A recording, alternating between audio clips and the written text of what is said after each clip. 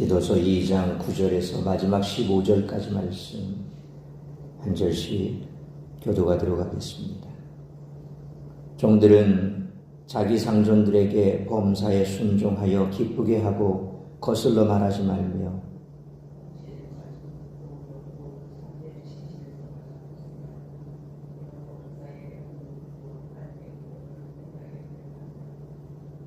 모든 사람에게 구원을 주시는 하나님의 은혜가 나타나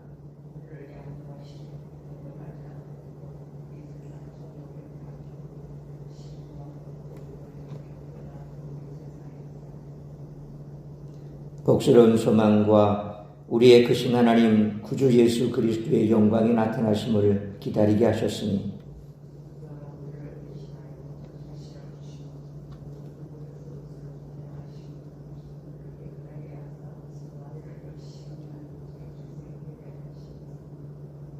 (15절) 읽습니다. 너는 이것을 말하고 권면하며 모든 권위로 책망하여 누구에게서든지 업신여김을 받지 말라. 아멘. 오늘 본문은 9절 말씀처럼 종에 대한 권면으로 시작합니다. 10절 말씀처럼 종들은 신실한 섬김으로 하나님의 교훈을 빛나게 합니다. 종들을 통해서 빛나는 하나님의 교훈은 사슬처럼 하나님의 은혜와 연결됩니다. 바울은 하나님의 은혜가 나타나 12절 말씀처럼 우리를 양육한다고 말합니다. 하나님은 모든 성도에게 은혜를 나타내심으로 어린아이와 같은 성도들을 믿음의 장성한 분량에 이르도록 키우십니다. 바울이 표현한 은혜의 나타남은 13절의 그리스도의 영광의 나타나심과 의미적으로 연결이 됩니다. 은혜의 나타남은 우리를 양육해 이 세상의 욕심을 버리며 그리스도의 영광이 나타남을 바라보게 합니다. 은혜의 나타남이 성취하는 이러한 양육의 과정을 잘 보여주는 것이 바로 모세의 삶입니다. 히브리서 11장 24절에 믿음으로 모세는 장성하여 바로의 공주의 아들이라 칭함받기를 거절하고 라는 말씀이라고 말씀합니다. 히브리서 기자는 모세가 공주의 아들로 지낸 일을 이어지는 25절로 26절 말씀처럼 잠시 죄악의 낙을 누리는 것이라 칭하면서 그가 이를 거절한 것을 믿음과 연결시켰습니다. 버림과 거절은 그리스도의 영광을 기대하는 복스러운 소망 때문에 가능하다는 것입니다. 중요한 점은 바울이 성도의 경건한 신앙생활을 이 두 개의 나타남 안에서 서술한다는 것입니다. 은혜의 나타남과 그리스도의 영광의 나타남, 그 두 가지로 말씀하고 있습니다. 이렇게 구조화되어 주어진 바울의 뜻은 다시 14절에서 반복이 됩니다. 그리스도를 통한 구원의 뜻은 그의 백성이 선한 일에 힘쓰도록 함에 있습니다. 오늘 본문의 마지막인 15절에서 바울은 이와 같은 하나님의 뜻을 전달해 권면하는 기도를 격려하고 있습니다. 오직 믿음의 교리는 우리가 구원을 받음에 있어서 실천이 있으면 좋지만 없어도 괜찮다라는 그런 가르침이 결코 아닙니다. 오직 믿음이 반대하는 행함이란 종교적 행위를 의미하는 것이지 세상에서 경건하게 행하는 것을 의미하지 않는다는 것입니다. 그래서 우리가 잘 아는 대로 야고보서는 행함을 의미해서 말씀하고 있습니다. 행함 없는 믿음은 죽은 믿음이다. 그래서 종교개혁자들이 당시 종교개혁을 할 때 이 야고보서의 이 말씀을 잠시 오해하기도 했습니다. 오직 믿음으로를 강조했던 종교개혁자들이 야고보서를 보니까 자꾸 행함을 얘기하니까 마치 행함으로 구원을 얻는 것처럼 착각할 수 있게 한다는 거죠. 그러나 실상은 그렇지가 않다는 겁니다. 믿음이 있다라고 말하지만 행함을 하지 않는 것은 믿음이 없는 것과 똑같은 거죠. 바로 그런 믿음이 죽은 믿음이라는 것입니다. 다시 말하면 예수 믿고 구원받은 사람들이 어떻게 살아야 되느냐? 너희가 구원받은 믿음이 있다고 하지만 그 구원받은 믿음을 어떻게 너희가 그것을 증명하냐? 바로 그 믿음을 행함으로 보이라는 것입니다. 그것이 바로 야고보서가 말하는 것이죠. 그래서 이 행함이라고 하는 것이 단순한 종교적 행위가 아니라는 것입니다. 세상에서 경건하게 행하는 것, 믿는 자의 모습을 그대로 드러내는 것, 그것을 말하는 것입니다. 오늘 본문에서 바울은 그레데 교인들에게 경건하게 살라고 가르친 후에 신학적 근거까지 제시하고 있습니다. 따라서 이와 같은 오늘 본문의 말씀을 통해 우리들이 깨달아야 할 것은 첫째로 9절로 10절 말씀처럼 하나님의 교훈을 범사에 빛나게 해야 한다는 것입니다. 초대교회 성도들 중에는 노예도 있었습니다. 그런데 바울은 그들에게 9절로 10절 말씀처럼 노예의 역할에 충실하라 그렇게 가르칩니다. 빌레몬서도 바로 그런 맥락에서 같은 의미 아니겠습니까? 도망친 노예에게 이제 그가 나에게 와서 구원받고 그리고 나에게 참 유익한 사람이 되었는데, 그러니까 오네시모노도 이제 그를 용서해라. 만약 그에게 네가 뭐 받을 게 있다면 내가 대신 지불해 줄게. 그러니까 도망친 노예지만 그가 예수 그리스도 안에서 구원받은 자가 되었고 이제 우리가 예수 그리스도 안에서 한 형제가 됐으니까 그에게 너도 똑같이 그렇게 형제로 대우해줘라.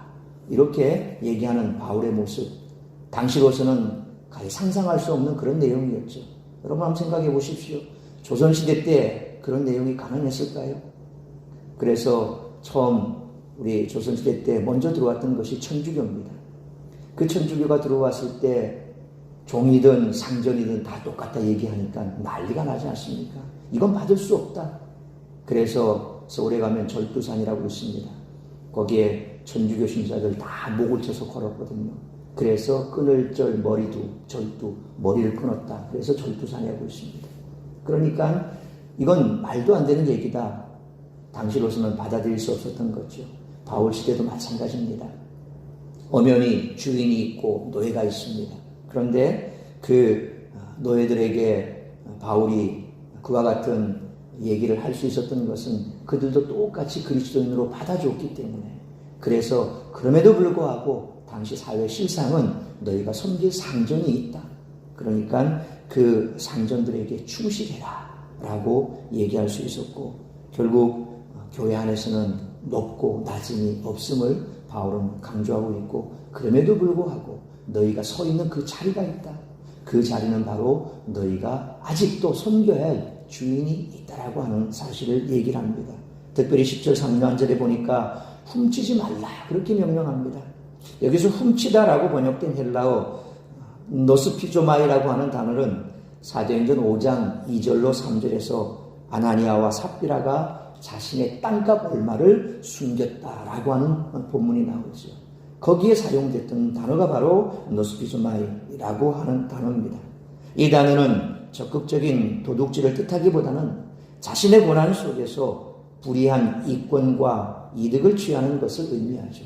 그러니까 땅값은 아나니아와 삽비라의 자신의 것입니다. 자기가 자기 재산을 파는 거죠. 그런데 거기에서 바로 이 단어를 썼다는 것은, 그것은 바로 뭔가를 남의 물건을 갈취해서 도둑질하는 그런 의미가 아니라는 것이죠. 불이하게 뭔가를 취득한 것, 그런 것을 얘기합니다. 그러니까 사도 바울이 여기에서 훔치지 말라라고 했을 때 그 훔친다는 것은 도둑질한다라는 그런 의미가 아니라는 것입니다. 따라서 바울은 종들에게 주인의 재산으로 불이한 이득을 얻지 말고 믿음을 좀 선하게 나타내라 하는 그런 명령을 했던 것입니다. 그러면서 바울은 그들의 상전에게 범사에 순종하는 것이 범사에 하나님의 교훈을 빛나게 하는 길이다 그렇게 가르치고 있습니다. 소위 말하면 너희가 순종하고 충실하게 충성되게 잘 주인을 섬기는 것이 바로 그리스도인으로서 하나님의 영광을 드러내는 일이다 라고 그렇게 말씀하는 거죠. 누구도 노예들에게 하나님의 말씀을 배우려 하지 않을 것입니다. 그러나 그들의 신실한 삶이 상전들과 주위 사람들에게 하나님의 말씀을 선포하는 역할을 한다는 것이죠. 구약의 말씀을 보면 나아만 장군의 얘기가 나옵니다. 그 나아만 장군이 이스라엘 그들과 적대적 관계가 있는 북이스라엘까지 찾아갈 수 있도록 물꼬를 터준 사람이 누굽니까? 이스라엘에서 붙잡아온 어린 여종입니다. 그 아이가 주인님께서 이스라엘에 있는 우리 선지자 그분만 만날 수만 있다면 그분이 고쳐주실 건데. 그러니까 그 아이가, 여자아이가 나만 장군에게 그 말을 했다는 것은 그만큼 그 나만 장군에 대해서 충실했다는 것이죠. 관심이 있었다는 것입니다. 뭐 주인이 자기를 뭐 보러로 데려왔든 어쨌든 간에 뭐 그래서 내가 이곳에 있는 자체가 싫고 나를 붙잡아 저 장군이 싫고 그럼 그런 말을 할 이유가 없죠. 그런데 그 아이는 나만 장군에게 그와 같은 정보를 제공합니다. 그리고 그 말을 듣고 나만 장군이 이스라엘에 오죠. 그와 마찬가지로 노예로 있었지만 그럼에도 불구하고 사도 바울은 그의 주인들에게 그렇게 충성스럽게 잘 대하는 것, 그것이 주인이 너에게 와서 예수 그리스도가 누구냐, 하나님이 어떤 분이냐 그렇게 물어보진 않는다. 그러나 물어보지 않는다 할지라도 너희들의 그런 행동을 통해서 너희가 예수 믿는 그런 사람이구나, 알고 보니 그렇구나, 그런 너희는 뭔가 다르구나, 결국 그것을 통해서 하나님의 교훈이 빛난다. 다시 말하면 하나님의 영광이 드러난다는 것입니다. 바울은 이렇게 삶을 통해 하나님의 말씀을 범사에 드러내는 것이 경건이다. 그렇게 가르칩니다. 우리가 직장이나 가정에서 맡은 일들을 신실하게 감당하는 것 역시 하나님의 말씀을 드러내는 행동인 줄 믿습니다. 그러므로 직장이나 가정이나 삶의 모든 영역에서 얼마나 기쁘게 그 일을 감당하고 있는지 자신을 항상 돌아보므로 하나님의 말씀을 범사에 드러내는 우리 모두가 되시기를 축원합니다. 두 번째로 11절로 13절 말씀처럼 불경건과 세상의 정욕을 버리고 신중함과 의로움과 경건한 삶을 살아야 한다는 것입니다.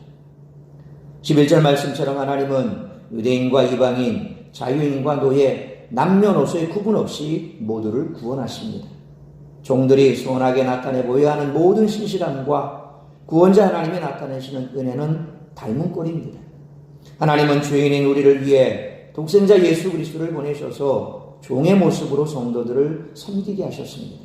따라서 바울은 신실하게 섬기는 종의 모습에서 하나님의 은혜를 받던 것입니다.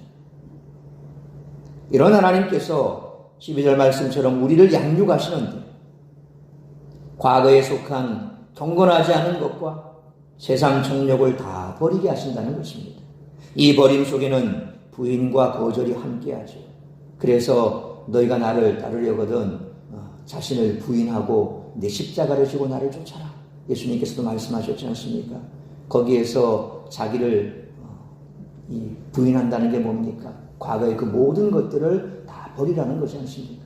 네가 가지고 있었던 재산, 네가 가지고 있었던 명예, 그리고 세상적인 욕망, 나를 따르려거든 자기를 부인해라. 그런 것들을 다 내려놓아라. 그거 붙들고 결코 나를 따라올 수 없다.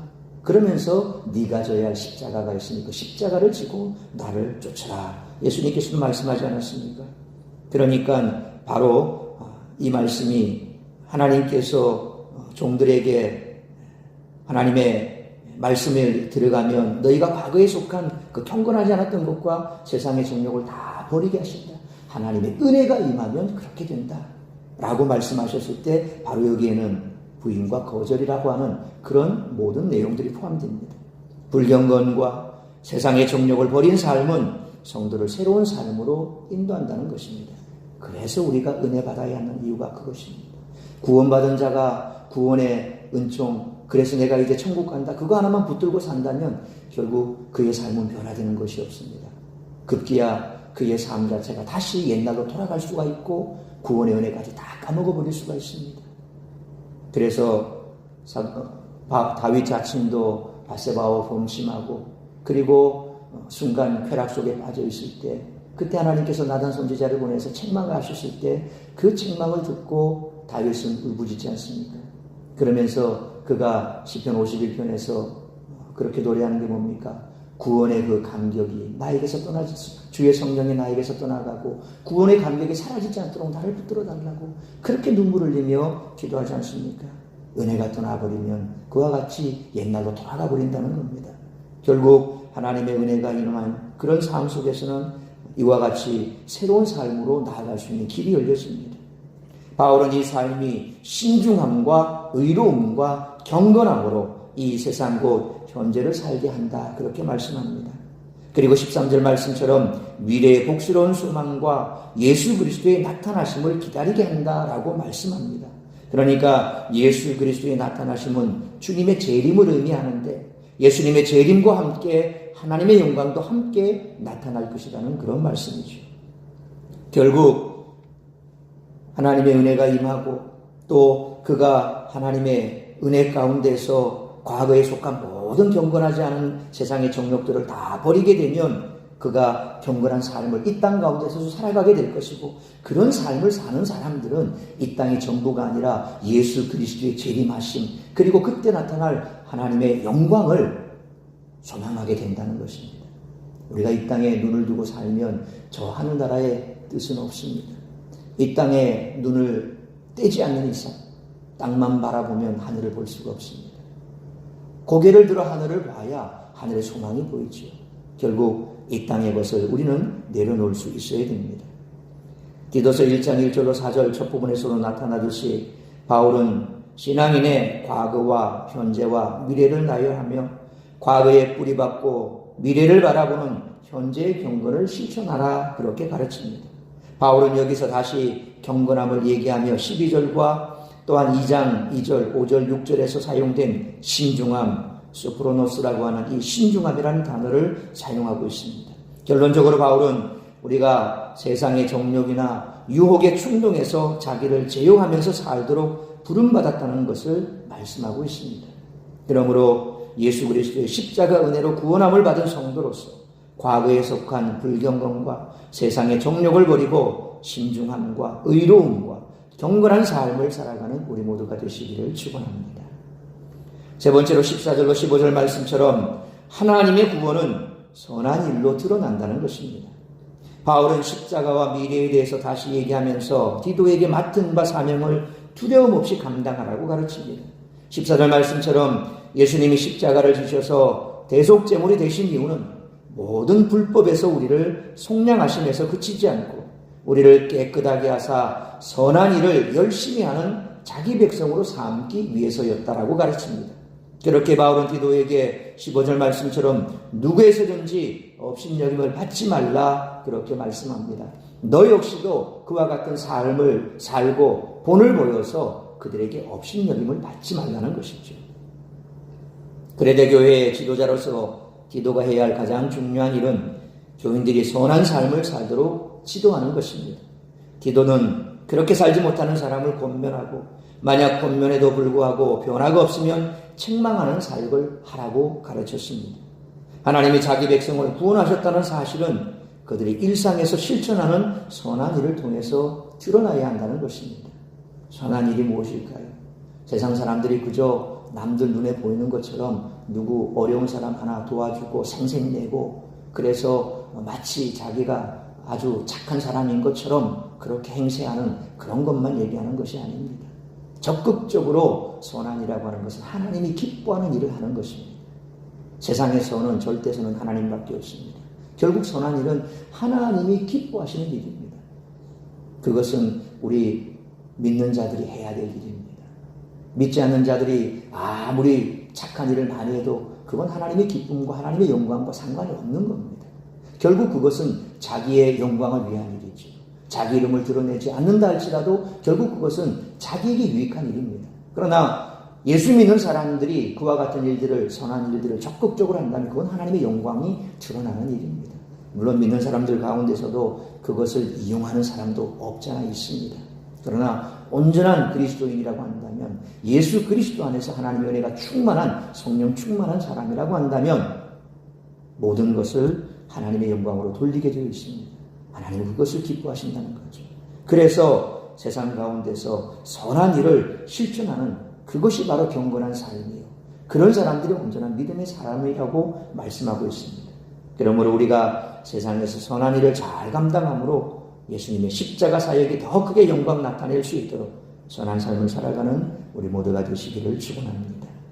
사랑하는 성도 여러분, 지금까지 우리가 개인적 번영을 신앙생활로 목표로 삼지는 않았는지 반성해야 할 줄 믿습니다. 또한 인격이나 자기 저에 대해서는 관심이 없고 단지 교회에 자주 나오는 데에만 초점을 맞추지 않았는지 돌아보아야 할 것입니다. 그러므로 예수님이 우리를 위해 십자가를 지신 목적에 대해 재확인하면서 우리 각자의 신앙 인격이 성장하고 교회가 세상에 선한 인격을 가진 사람들의 모임으로 비춰질 수 있도록 힘쓰는 우리 모든 성도들 되시기를 주님의 이름으로 축원합니다. 기도하겠습니다. 거룩하신 아버지 하나님, 은혜와 사랑을 감사합니다. 오늘 거룩한 주일, 복된 주일, 말씀으로 예배로 하루를 시작하게 하시니 감사합니다. 오늘 주신 말씀 우리의 가슴 깊이 새기길 원합니다. 예수 믿는다고 하지만 믿음의 선한 모습이 보이지 않는다면 믿는 자라 할 수 없다고 분명히 말씀합니다. 경건의 모습이 나타나지 않는다면 그 경건의 모습은 결국 은혜 받은 자로서 하나님의 영광을 드러내는 선한 삶을 살아야 하고 또한 자기 제어가 확실히 되고 신중함이 있어야 경건을 이룬 사람이라고 말씀하고 있습니다. 이 모든 말씀들을 우리 가슴에 새길 때에 참으로 주님 앞에 여전히 우리는 부족한 자임을 고백하지 않을 수가 없습니다. 믿는 자로서 믿는 자답지 못한 모습들이 우리 속에 여전히 많이 남아있음을 보게 됩니다. 오늘 이 아침에도 우리 자신을 돌아보게 하여 주옵시고 우리가 어떠한 삶을 살아야 할지 어떤 모습으로 이 땅 가운데서 살아가야 할지를 다시 한번 결단하게 하여 주옵소서. 직장 안에서, 가정 안에서, 교회 안에서, 우리가 속한 사회 안에서 우리의 모습이 하나님의 영광을 드러내고 있는지 말하는 것이나 행동하는 것이나 우리의 모든 것이 바로 하나님의 영광을 드러내는 그러한 삶을 살 때 진정 은혜 받은 자요 또한 우리 주님의 오심을 기다리는 자요 경건한 자라고 분명 말씀하고 있습니다. 이 말씀을 가슴에 새기고 오늘 우리의 자신의 모습을 돌아볼 수 있는 그리고 주님 앞에 다시 한번 결단할 수 있는 우리 모두가 되게 하여 주옵시고 그런 성도들로 가득한 우리 사랑샘 교회 될 수 있도록 인도하여 주옵소서. 이 모든 말씀 우리 주 예수 그리스도 이름으로 기도하옵나이다. 아멘.